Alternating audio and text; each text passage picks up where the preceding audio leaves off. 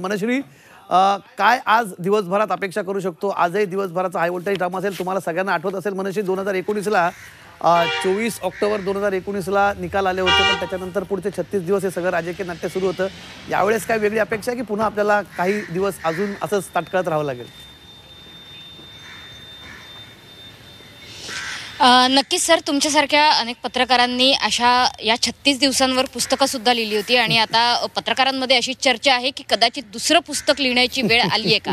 कारण एकंदरीतच आपण बघतो आहोत की गेल्या 5 वर्षामधला हाय व्होल्टेज ड्रामा हा पुन्हा एकदा आपल्याला बघायला मिळू शकतो आणि याची काहीशी झलक कालच्या दिवसात सुद्धा मला बघायला मिळाली होती. कारण एकीकडे महायुती आणि दुसरीकडे महाविकास आघाडी या दोघांनी सुद्धा स्ट्रॅटेजी प्लॅन करायला सुरुवात केली आणि या स्ट्रॅटेजी अगदी ग्राउंड लेवलला अगदी बारीक तपशिलांसह त्यांनी प्लॅन केलेले आहेत.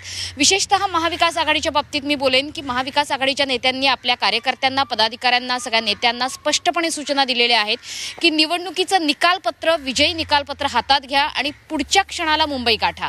त्याच्यामुळे कुठेही आपले आमदार, निवडून आलेले आमदार यांचा घोडेबाजार होऊ नये यावर सगळ्या राजकीय पक्षांचा आज कटाक्ष असणार आहे. साधारणतः 12 नंतर निकालाचा कल हा स्पष्ट व्हायला सुरुवात होईल अशी अपेक्षा आपण करू शकतो. त्यामुळे संध्याकाळपर्यंत लवकरात लवकर मुंबई गाठा विजयी उमेदवारांनी अशा प्रकारच्या सूचना देण्यात आलेल्या आहेत. इतकंच नाही तर काँग्रेसच्या काही नेत्यांनी ही विधानं सुद्धा केली की 12 तासांमध्ये आम्ही मुख्यमंत्री पदाचा चेहरा हा घोषित करू.